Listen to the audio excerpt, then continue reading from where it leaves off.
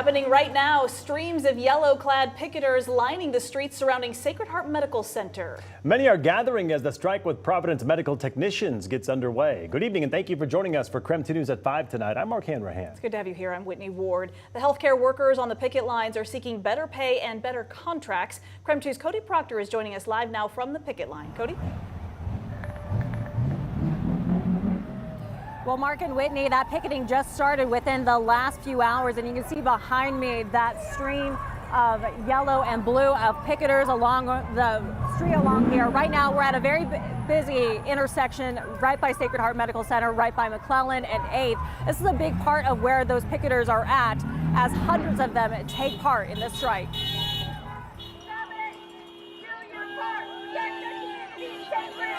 Chants and car horns echoed outside of Sacred Heart Medical Center on Monday after hundreds of healthcare workers walked out to strike. One of them's respiratory therapist, Kiati Sayers, who says he doesn't want to be out here, but says doing so is worth it. I can't afford this. A week of this. They can't afford it either, but the statement is the message, and what we're trying to accomplish is way more important than a week of struggling to make payments on things. About 500 medical technicians are taking part in what the union representing them calls an unfair labor practice strike. The latest union technician contract with Providence expired last year, and contract negotiations have been in the works since November. When both sides couldn't make an agreement, the union voted earlier this month to strike. We're not striking because it's like, oh, hey, we want more money. It's that we want more money because we can't recruit people. Providence says they'll remain open and all services will be available at the hospital during the strike. The strike's expected to last through the end of the month, with negotiations expected to resume then. And right now, picketers are expected to be out here until about 8:30 tonight. They'll be back out here very early at about 5:30 in the morning. Reporting live in Spokane, Cody Proctor, KREM 2 News. All right, Cody, thank you very much.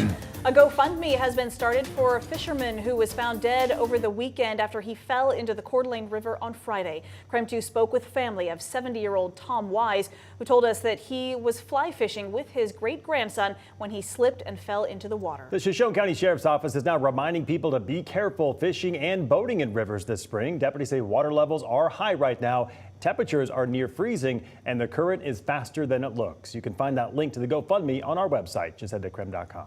We are also learning more tonight about a house fire that killed one man and left 3 people critically injured over the weekend. The fire broke out in north central Spokane early Saturday morning. According to the Spokane Fire Department, that fire was accidental and caused by an electrical malfunction. Investigators found an extension cord in place of permanent wiring. The fire started on the front porch and rapidly spread to the upstairs where the family was. Investigators say there were no working smoke alarms in the house. First responders declared one man dead at the scene. A woman and 2 children are now currently in critical condition at the hospital. There is also a GoFundMe for the family, and you can find that on our website, KREM.com.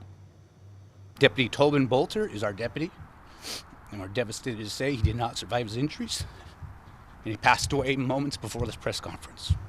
Idaho Governor Brad Little ordering flags at half-staff yesterday. This was to honor the Ada County Sheriff's deputy killed in the line of duty this weekend. 27-year-old Tobin Bolter was shot Saturday while conducting a traffic stop in Boise. He died Sunday morning from his injuries. Deputy Bolter was the first deputy to be killed in the line of duty in the office's history. He'd only been working in that office since January.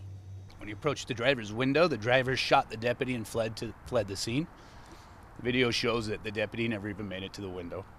The suspect, a 65-year-old man, was later shot and killed in a confrontation with Boise police officers. The sheriff's office says he had a warrant out for his arrest, but they don't know exactly why he shot Deputy Bolter. They're also choosing not yet to identify the suspect. A candlelight vigil for the fallen deputy has been scheduled for Tuesday in Boise.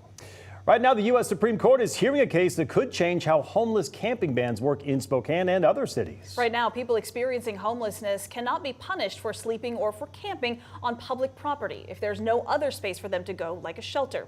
And that's because of a lower court ruling from several years ago that found what amounted to cruel and unusual punishment. You may remember last fall, the city of Spokane, under then Mayor Nadine Woodward, urged the court to take up this case and overturn it. Our D.C. station talked to one protester outside the Supreme Court just a few hours ago who wants the court to really consider both sides.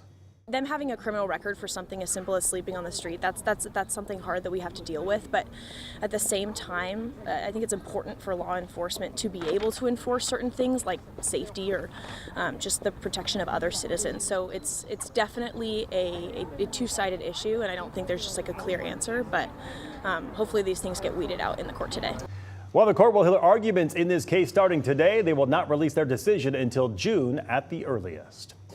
All right, turning to the forecast now. We had a cooler start to our day, but it looks like we are warming up and we are tracking mild temperatures for the rest of the week. So let's hear more about that from Chief Meteorologist Jeremy Legoo. Well, when it comes to the next couple of days, it really doesn't get much better. Sure, we're not going to be in the 70s, but upper 50s today were replaced by upper 60s tomorrow. Seriously, about a 10-degree jump from where we are right now tomorrow afternoon at the peak of heating. 10 degree, not 1 degree more than 10 degrees. Not one. When it comes to the overall weather pattern, we don't have much going on until eventually that low up in the Gulf of Alaska tries moving in. But even then, that doesn't amount to much. You have to go thousands of miles off the west coast to find our next disturbance. In the interim, it's more of the same. It's those clear nights and cold mornings. Tomorrow, no exception. Not quite as cold as this morning, but you're within a couple of degrees of where you started today. So still cold. It's the clear skies, the calm winds, the radiative cooling. Tomorrow afternoon, we are up near 70, not quite there here in eastern Washington, mid-60s in North Idaho, 70s out in central Washington, and staying quite warm Wednesday as well. We will eventually see a shift in the overall weather pattern that starts Thursday and takes us into a cooler, wetter weekend.